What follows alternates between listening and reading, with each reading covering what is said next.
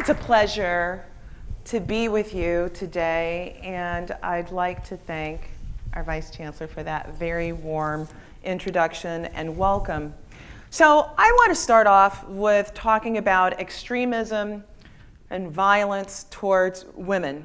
I mean, there's so many different areas in which we can talk about extremism, and I want to start off with perhaps painting a picture about a person named Marlise Munoz. Some of you may not recall that name. In fact, many of you may not even know that name. But Marlise was a woman who was an emergency responder, meaning if your house caught on fire, you called the ambulance or for something, that she might be the person to show up and be there for you. Well, at 14 weeks pregnant, she collapsed in her kitchen because of an aneurysm. And she was rushed to a hospital in Texas.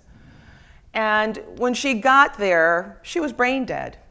Both her husband and her parents said that they didn't want for there to be any extraordinary measures taken. They did not want her on life support because she would not have wanted that.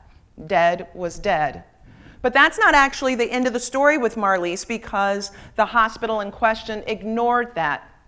In the state of Texas, it turns out, if you're a pregnant person, if you're a pregnant woman, they ignore your medical directive.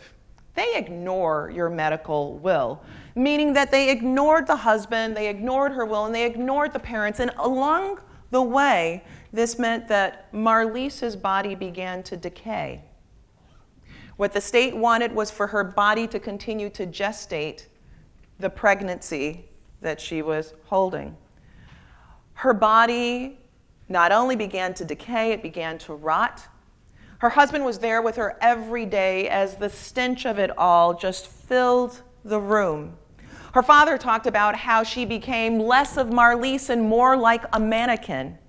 Her skin was no longer warm, and her arms grew very hard. Because the state wanted to make sure that she was gestating the fetus as they wanted it to, they didn't want her to get bed sores. So they put her on a bed that constantly shook. But when the bed constantly shook, it meant that her eyes would flap open and shut. And so they taped her lids shut, continued to make the bed shake back and forth while the family pleaded every day, please allow her the dignity of her own death. Brain dead is in fact dead. Outside of the hospital, there were people that were saying, no, next week Marlise will wake up, as if this were a Disney story where all that she needed was Prince Charming to kiss her and wake her up. Only in reality, that just simply doesn't happen. As much as Eric Munoz loved his wife, no matter how much he could kiss her, she would never wake up again. You might think about that story as actually seeming like it's out of fiction, right? Like it's out of something perhaps like Frankenstein, or out of a Disney story where, again, if with just a kiss, she ends up waking up. But that's not the case. This is actually how I begin a recent book that I've written, which is coming out soon, called Policing the Womb. And what Policing the Womb does is it curates, it tells the story of so many women across the country who've lost their legal rights simply because they've become pregnant. In fact, it's not only in the state of Texas, but in recent years, more than 30 states have passed laws that say, so long as you're pregnant, you give up your rights at death, right? So that your medical directive no longer matters. But her case is not the only case that I cover. There are so many others, like Bebe Shui. Bebe was a woman who became pregnant. She was a Chinese immigrant that moved to the United States with grand hopes of having a wonderful life in the United States. She wanted to go back to school. She had already had an undergraduate degree from China. She wanted to get a master's degree, but it turned out she was very smart, but she was also very poor. She couldn't afford the cost of tuition. She began working at a Chinese restaurant. Along the way, she became pregnant, and she wanted to carry this baby to term. She wanted to give birth, but her boyfriend didn't. And so on a very cold night, just a couple years ago, she was pleading with him just a couple days before Christmas on her hands and knees in a parking lot, and he threw a wad of money at her and drove off with a plume of smoke behind him. Bebe was despondent. She got 5 packets of rat poison, and she ate those packets of rat poison. She was going to end her life. A friend found her. A friend took her to the hospital where doctors engaged in very aggressive measures to try to help her to save her life. And along the way, her baby was born, but it didn't survive. And doctors thought that the very aggressive treatments that they gave her may have affected the survival of the child. But the story doesn't end there. Shortly thereafter, Bebe was in a deep depression and was hospitalized for it. But after the hospitalization, a prosecutor charged her with first-degree murder, seeking 45 years or more sentence for her in a case where, in the state of Indiana, which is where she was, it's not a crime to attempt to commit suicide. And the prosecutors relied on a law in prosecuting her, first-degree murder and also attempted feticide. They relied on a law that was actually designed to address women who were victims of domestic violence, right? It's an infanticide law, because there are very, very high rates of domestic violence and harming of women when they are pregnant. The prosecutors used the very same law that was intended to help women to actually prosecute Bebe. And I was an expert witness in this case. And what I discovered is that in the very few cases where the state of Indiana had actually brought charges against someone in this regard, never was it for 45 years or more. There was the instance of a guy who was estranged from his girlfriend, and she was pregnant, and he was very angry at her, and he came over to her house in the middle of the night, and he stabbed her friends who were there to protect her, and then he stabbed her multiple times in her uterus. In that case, the state of Indiana sought 3 years for the death of the fetus. In another case, just a few years before Bebe Shui's case, there was a guy who robbed a bank. And he must have thought he was a superhero because he jumped over the counter and he confronted the teller and he shot her twice in her uterus. 5 years for each of the fetuses. Very different the kind of prosecutorial action that we're now seeing against women. And it raises some fundamental questions for me about extremism against women.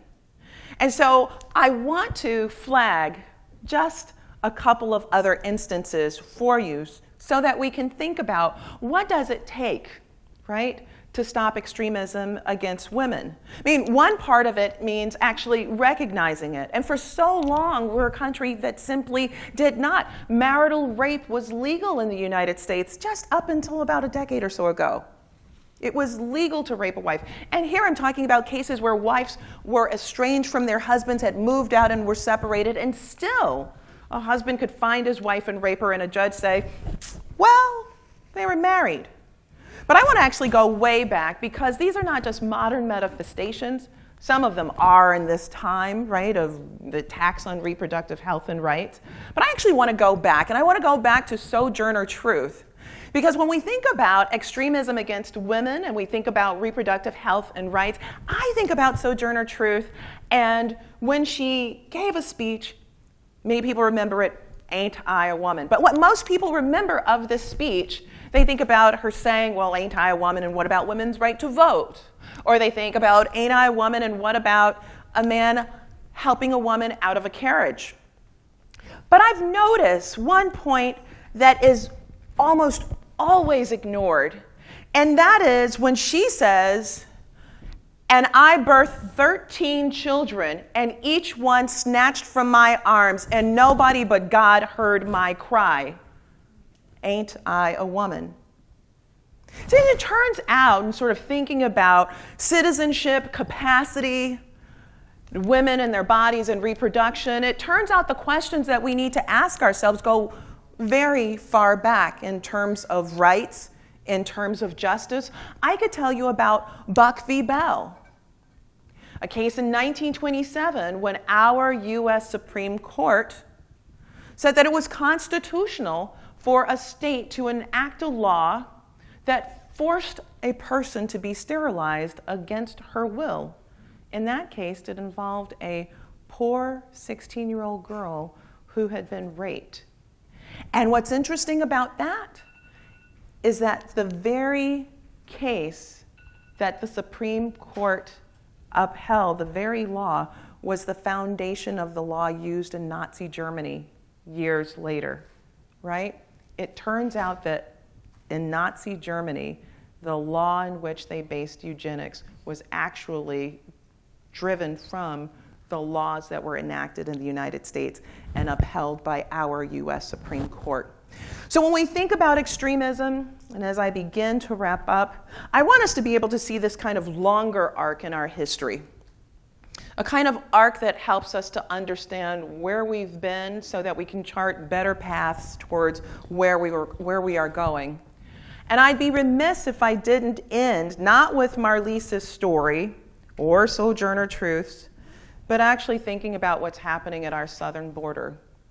I think about Sojourner Truth when I think about children who were snatched from their parents' arms and now have to be relocated and reassociated with their parents, and the very trauma that is associated with that. Because when we confront extremism, it's not just a one-off and we get to solve it on the day in which we articulate it. It turns out that there are things that bake within our soil. It turns out that it roots within our soil. And the way to confront extremism is actually to dig up those roots. Thank you all very much.